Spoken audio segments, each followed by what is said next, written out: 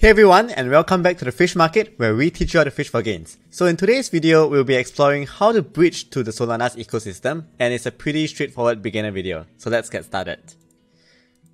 So just a quick introduction to Solana network. It's similar to Ethereum, which is also a smart contract blockchain protocol, but the difference is that it can run up to 50,000 transactions per second, using its proof of history mechanism, and basically it just means that it's one of the fastest networks out there at the moment. So the native token is Solana, and it's also the gas token. So if you are using any applications on Solana, remember to have some gas or some Solana in order to use it as gas for your transactions. So as you can see, the transaction fees on Solana is also really cheap. I have about 0.1 Solana. That should last me about a few generations. So that's pretty good for those who are price conscious or money conscious. And the speed of it is also very fast as well. So in terms of the web wallets, Phantom is the more modern looking one. It looks better. And Solar Extension is the original, but it doesn't look as good. Honestly, Phantom has the better user experience and user interface, but the QR code whenever I try to deposit still doesn't seem to work, whereas Solar works. So again, I'm not sure why. But both of them are pretty safe. In terms of hardware wallet, it's supported by Ledger and Math Wallet. Honestly, I've tried Ledger, but it doesn't seem to be that responsive. Like, it can't detect the Solana app on my Ledger most of the time. So I have more or less just stuck to using Phantom or Solid. It does not support MetaMask because this is not an Ethereum virtual machine compatible network. So mainly just these two. Okay, if you are already on Ethereum or other platforms, how do you bridge to Solana? So if you are going from a SEX, a centralized exchange, you can use most of the centralized exchange actually have Solana supported. So FTX has USD and Solana, and you can actually send your stablecoins from FTX directly into the Solana ecosystem. I'll show a demo of that shortly. And then Gate.io and Binance and most exchanges do support Solana as well. But Binance does not support stablecoin into Solana directly. But Gate does support stablecoin into Solana directly for USDT. In terms of the bridges, you can use RenBridge, which supports a few assets, including from Ethereum and Terra. And there's also the Wormhole, which is Solana's native bridge, which supports Ethereum at the moment. It will support Terra in a couple of weeks. I think in September, the Wormhole bridge from Terra to Solana will be done. So then you can actually migrate your Terra tokens to Solana rather easily. I believe including your M assets, but not too sure on that yet. Okay, so for FTX to Solana, I will put the link in the description below. But essentially, once you have gotten your account, you can go over to your wallet. You can deposit money from your wallet from another exchange like Binance, and then you can click on USD. So the interesting thing about FTX is that USDC, USD, BUSD, or most stablecoins is just parked under USD. So for those who are unaware of this, they might be trying to find USDC, but it's actually just USD. So you go over to USD, then you click on withdraw, and then here they will show you the different types of USD, from USDC, TUSD, PEX, BUSD, and HUSD. These are generally all pretty safe versions of stablecoins. So in this case, I'm going to withdraw USDC.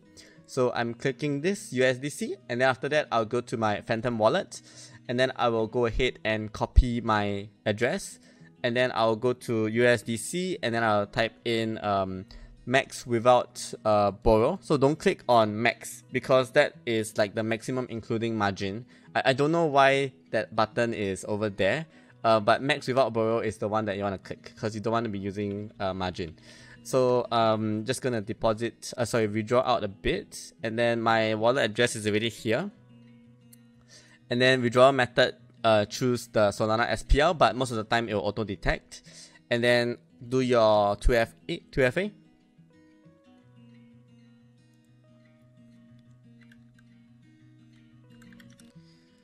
Okay, then click on withdraw. So the funds will come in after a few minutes. You might not get it straight away because there is certain security measures that they have on their own backend. So after a few minutes, usually you will have it. If not, you can always send FTX for customer support, and then they will see how they can help you. So the wormhole bridge is using wormholebridge.com. So all these links will be in the description below. And you can send various assets from Ethereum over to Solana.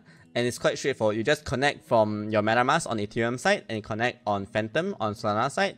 You key in the amount and then you just click next all the way essentially.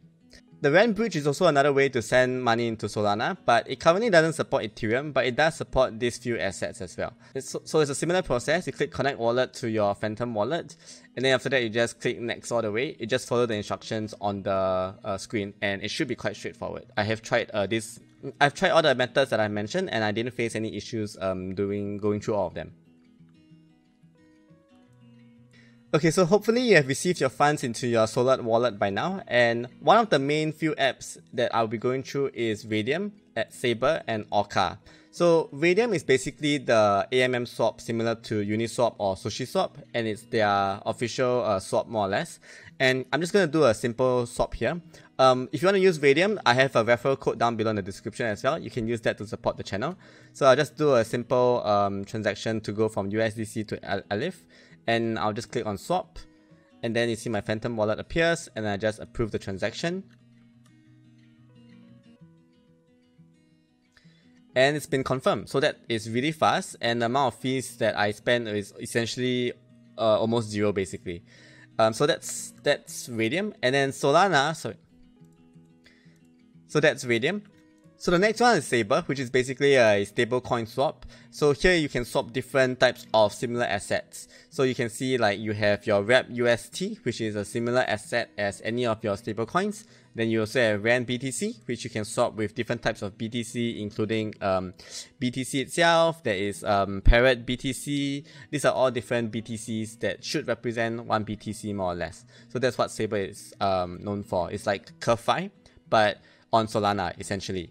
And there are a couple of different protocols and farms here that you can farm as well. And these are all packed asset pairs. So just to clarify again, you will not get pairs where you have like BUSD to Bitcoin. It's mainly going to be packed assets like PBTC to RAN BTC, BTC to RAN BTC. So if you felt like you're holding BTC and you're earning nothing on it, you can consider putting into Saber. They are giving you rewards, Saber protocol rewards. And these rewards are quite high, like 26% APY on your Bitcoin. And you can use this APY to sell your Saber tokens back into Bitcoin to actually compound more Bitcoin as well. So that's pretty nice. And Saber token itself is currently rather undervalued, I feel. So if you go to CoinGecko, you can see that the market cap is 9.2 million only. And it's still relatively cheap, but it has gone up quite a bit in the past few days. So those that bought Saber protocol token when I was talking about it, you have a pretty nice profit from here. I think it kind of at least 3x or 2x. No, probably closer to 3x, since when I was doing the previous video, it's around 2-3 cents, I believe. So yeah, that's Saber. Then the next one is Orca, which is a farm as well. But this is a farm that allows you to put different types of volatile assets and non-volatile assets. So for example, you can see there is Solana USDC, Ethereum Solana, etc. So this is more typical to your standard liquidity farms, and the returns are pretty decent as well. And you get them based on Orca emissions. So Orca recently did their airdrop, and it was pretty nice. I got some nice free airdrop from Orca. I think the price of Orca is still not too high. The market cap is only 12.7 million. So being one of the potential vaults, leading vaults in Solana, I think it's also potentially going to be not going down too much, hopefully, as I see Solana having a pretty bright future. Do note that the fully diluted valuation is pretty high though. So it's typically going to be a farm and dump token, but we will see. Yeah, so that's about it for today's video. Hope you guys found it useful, and I'll see you guys in the next video soon. Bye!